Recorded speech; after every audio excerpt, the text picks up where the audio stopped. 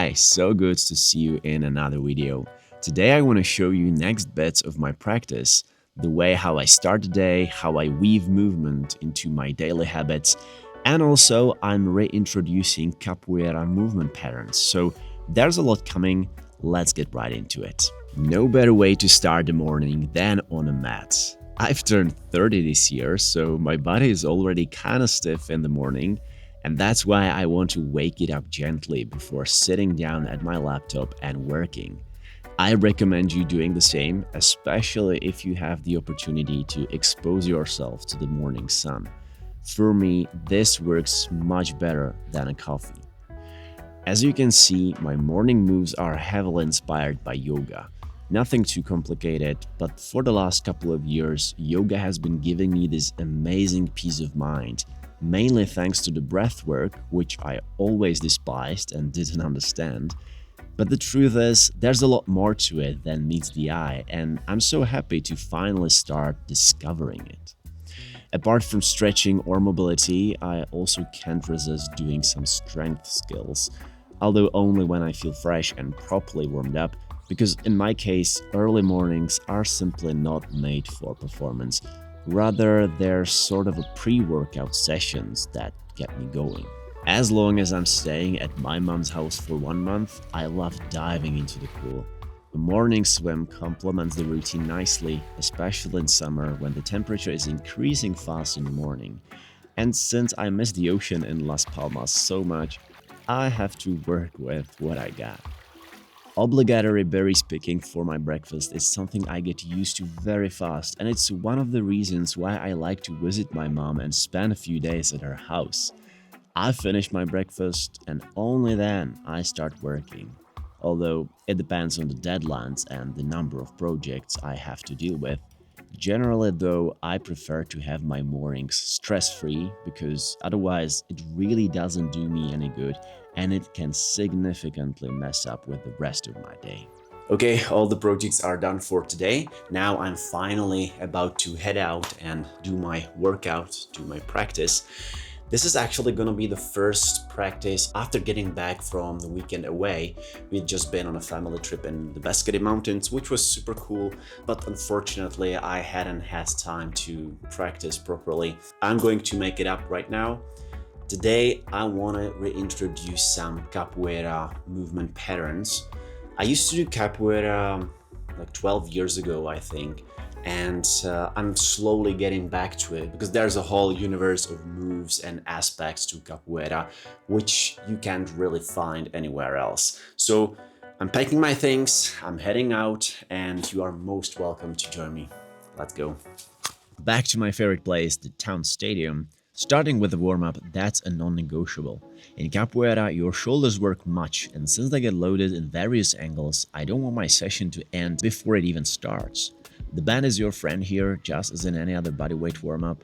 You might have seen me doing this exercise many times. It goes a long way to get the blood flowing, warm up the tissue, prevent any injury that might be headed your way.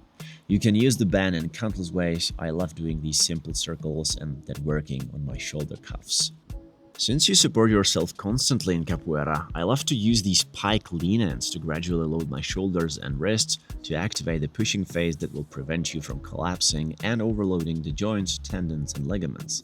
This exercise is also a fantastic progression when you learn press to handstand, so again, the interconnection of the moves in your practice is real and can be transferable. I also give a special attention to my wrists, as for example in doing handstands, you want to be able to create that tension from your fingers. Lastly, it's time to warm up the hips and ankles. Again, there's a huge variety of moves and exercises.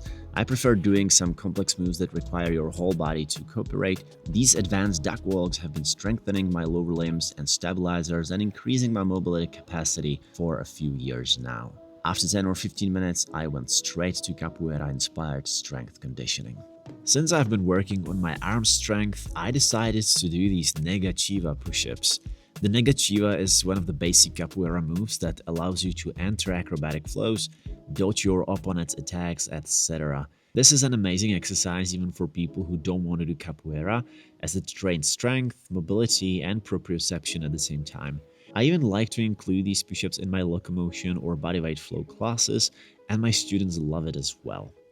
There are 3 levels. The both hands version is the easiest, so you can choose and work on the level you are at. Things start to be a bit difficult with the second progression, but with a bit of practice and regeneration, it's very doable and it unlocks a whole lot of floreo moves, flows and positions. Here I practice all the levels in 3 sets of 6 to 10 reps, but if you're going to try it, you can scale it up or down as necessary. The third progression is obviously the hardest, and I have still yet to master this one, but at least you can see the progress. The backbone of capoeira is ginga, which is a basic dance-like move everything else is built on. It keeps you moving and being unpredictable for your opponent. For me, it's also a very fun way to work on your coordination and also leg strength if you go low and do ginga closer to the ground. I also practice negativa transitions just before moving on to kicks, floreos and acrobatic moves. There's a bunch of kicks you can use. These days I've been training mostly queixada and armada and also tried meia lua de compasso. Capoeira is a martial art, but as I've already said, you can use it as a tool to connect your body, get more fluid in your moves, and obtain benefits of strength, mobility, and coordination all in one place in a very fun way. From kicks, I moved to so-called esquivas or cocorriñas, which are escapes that prevent you from getting kicked in your face. Again, they build real leg strength as you have to work closer to the ground and resist gravity and help you create fluid chain of continuous movement.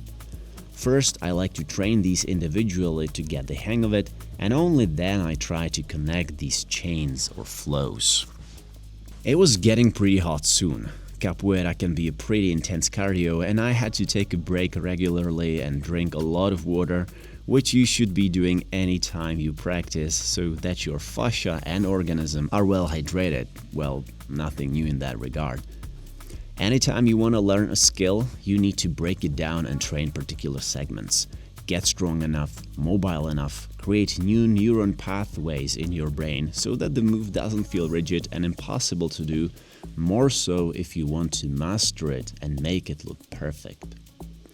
Here I work on a low bridge rotation. I could do this skill in the past but haven't practiced it for some time, so my body really needed to remember, and I didn't want to hurt myself.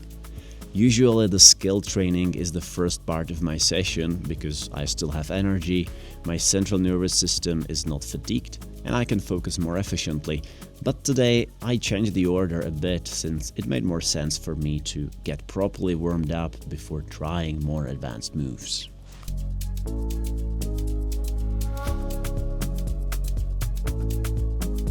Okay, I've been working out for over 50 minutes right now and I'm totally wasted.